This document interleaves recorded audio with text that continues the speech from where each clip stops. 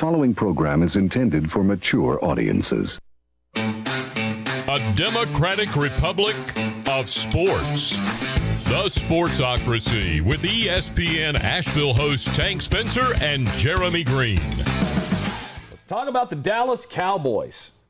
Are they going to let us down yet again? It was last year around this same time we started doing these prognostication videos for the 2020 season, and Jeremy actually said he thinks the Dallas Cowboys were going to be in the Super Bowl. And then things didn't go well. Yeah, that was a great big... The defense was god-awful. They were in... That boy ain't right. They were in shootouts all over the place. Oh, you just keep talking. I'm just going to keep going. Oh, wait. And then Dak Prescott has the gruesome injury 5 weeks into the season. He didn't realize Buffalo Bill was still talking over top of him. I didn't. I'm sorry. I couldn't hear it. Anyhow, things didn't go well, obviously, for Dallas last year. They've now decided that, you know what, we should probably do something about the defense. So they spent a lot of draft capital on defense this year. They went out and they fired Mike Nolan. They bring in Dan Quinn, who was a horrible head coach in the NFL, but he's a damn good defensive coordinator. So will they let us down again this year? Or will it be best case scenario, you could take that Dak and like it? I'm trying. Oh, shit. There it is. And I just knocked off the bad one. Son of a bitch. Oh, no. My computer's lagging like hell, and it's about to drive me crazy. Oh, no. Yeah, take this Dak and like it. Dak Prescott last year was on pace to throw for, 5,600 yards? It was going to be an unbelievable season. And he's got all the weapons to do it this year. Mm-hmm. If he stays healthy and his offensive line stays healthy, then I can see a path where this is a team that everybody is afraid of. I could easily see that as well.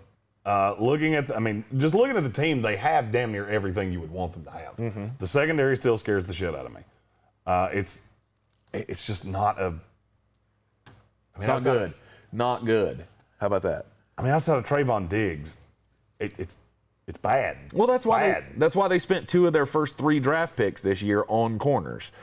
They went out and got Kelvin Joseph, and who was the other one? Nashawn Wright. Mm-hmm.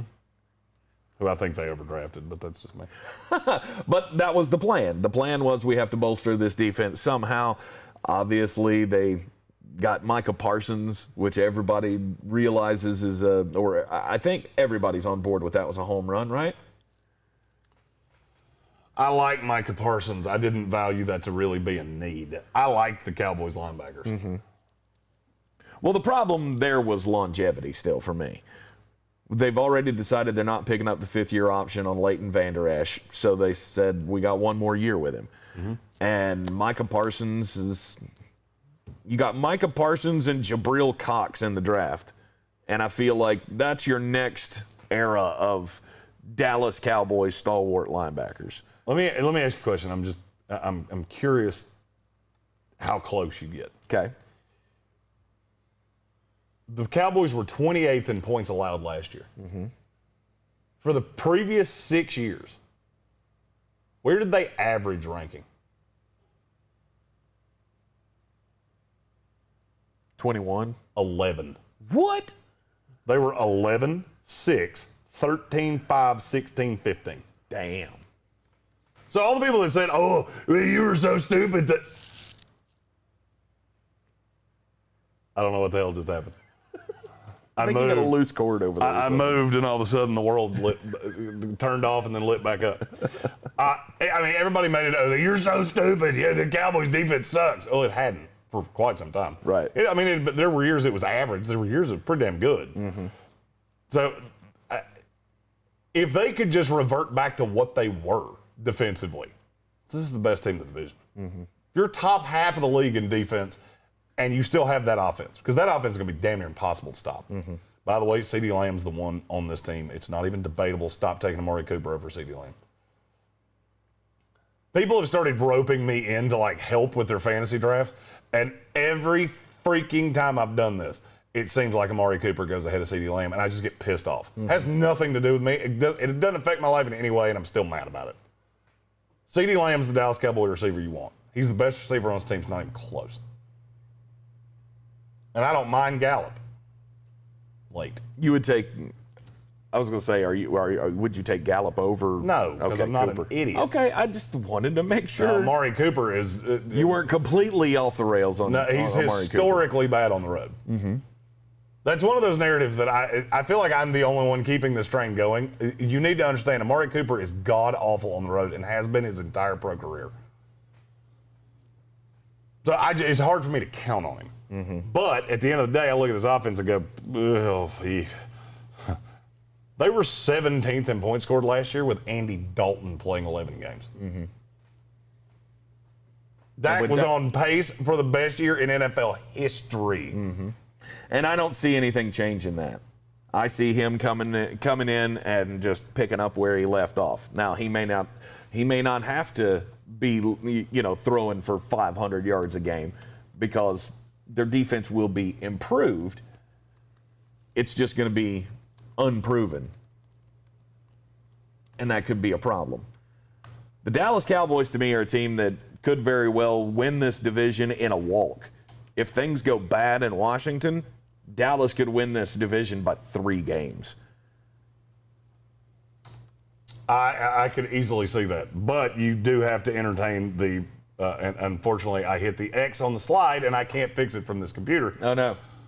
It's hard to play pool with a rope. Yes, it is. Yes, it's a limp dick joke. If the defense doesn't come back, I'm scared to death of Dallas. Mm-hmm. Because you cannot live in shootouts like that.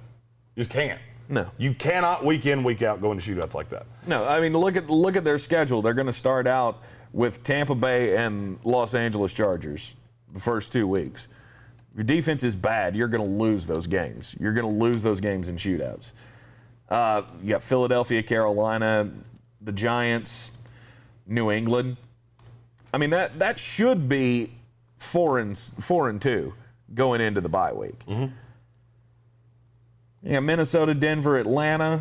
There's more of these games. That's a hell of a start. Wow. There are more of these games that are losable than you think. Let's say the defense falls halfway in between what they were and what I just said they had been. Mm-hmm. Let's say they're in that 20 range, where they still really can't stop anybody. All right, well, then you're going to lose to Tampa, you're going to lose to Los Angeles. Mm-hmm. If Philly does what I think they're going to do, because I have come full, this is just like, what was it that I waffled on for a day? There was something. That was Mac Jones. Mac Jones. Mac Jones being the I had Mac Jones going to the fucking Patriots for them. I waffled and put him with San Francisco for one day. Just so happened to be a day I put out a mock draft, and it bit me in the ass because I was right. Yep. Well, guess what? I'm right about something with Philadelphia, too, and I'll tell you what it is in just a second. Yeah. I mean, let's say what I think happens with Philadelphia. Mm-hmm. That's not going to be an easy game to win. By the way, Miles Sanders, drunk on Miles Sanders. I'll get into that with Philadelphia. Sorry, I saw a Philadelphia Eagles fan in the comments that I Slasher, welcome in, by the way. Right. And it completely wrapped itself around my brain. Mm-hmm. Not all of these are winnable games. I mean, let's be really honest. Carolina. Well, say your defense is 20th in the league, 22nd in the league. Mm-hmm. Sam Darnold's going to carve you up like a Thanksgiving turkey. That's fine. Because my offense can keep up, and I can outscore them. And that's fine. I don't dispute that. It's just not sustainable. No, because you're going to lose a lot of those guys. When you get into shoot, this is the Detroit Lion methodology of the world. When you live by the fact that I can outscore you, teams are going to outscore you. You're going to live 9-7. Yeah. 9-7, 8-8, 7-9. Mm-hmm. That's what shootout basketball. It's just like Phoenix or Mike D'Antoni basketball in the NBA. If your goal is to just outscore people, it ain't going to work every night. Mm-hmm. It's just not. Defense travels, offense doesn't. That's always been the methodology in the NFL. Defense does not tend to let you down nearly as often as offense does. Mm-hmm. And if you tell me that defense is going to be even close to as bad as it was last year, they're not winning this fucking division. They're not. Best case scenario, though, the defense is not a problem. And, am I crazy to think 13-3 would be possible? Well, 13-4. I was about to say 13-3 would be physically impossible unless they just decided they weren't going to play that 17th game. Yes. think he might be a little high. Okay. Solely because I'm looking at the line at the schedule, just going, you're going to lose to Tampa. Mm-hmm. You're more than likely going to lose to the Chargers. The New England game is, it's really hard for me to believe that offense is going to play well in New England in October. Mm-hmm. Yeah, you're too high. There's 5 guaranteed losses on the schedule. Guaranteed losses. Best they could be is 12-5. Best they could be 12-5. Even if the defense was fantastic, you're not stopping Pat Mahomes. You're going to trip up and lose at least 1 game to Washington. Right. And then you got Tampa Bay, and you're going to lose some combination of Chargers, Patriots, at the Vikings. That one's coming off a bye, so I don't really look for you to lose that. In Arizona. At New Orleans. It's hard to beat New Orleans in New Orleans. And Arizona. You'll lose some combination of those games. Mm-hmm. So I'd say best you can be is 12-5, but I look at the Cowboys and I look at the Washington football team the same way. I think the best you can be is 12-5, but I think the worst you could possibly be is 9-8. And that's going to make you competitive for a wild card spot. And I'll be honest with you, you get in the playoffs and all bets are off. The only thing is I really don't want to see this team play outside. Mm-hmm. Do you buy Ezekiel Elliott this year? To a degree. Okay. If you're talking fantasy football, I'm talking period. I think he's going to be serviceable this year. I mean, he's going to be at the top of tier 2 for running backs. Well, he's got to stop fumbling the damn ball. That is very true. But I expect a healthier offensive line to be blocking for him.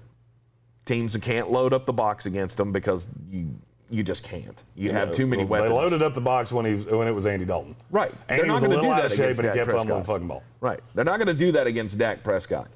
I mean, like, for fantasy football purposes, like, if you're in a redraft, I'm not touching him because somebody's going to want to take him in that first round or top 2 picks of the second round. And I'm not taking that gamble because the chances that he's not real good are okay, or that he splits some time with Tony Pollard or gets hurt or something.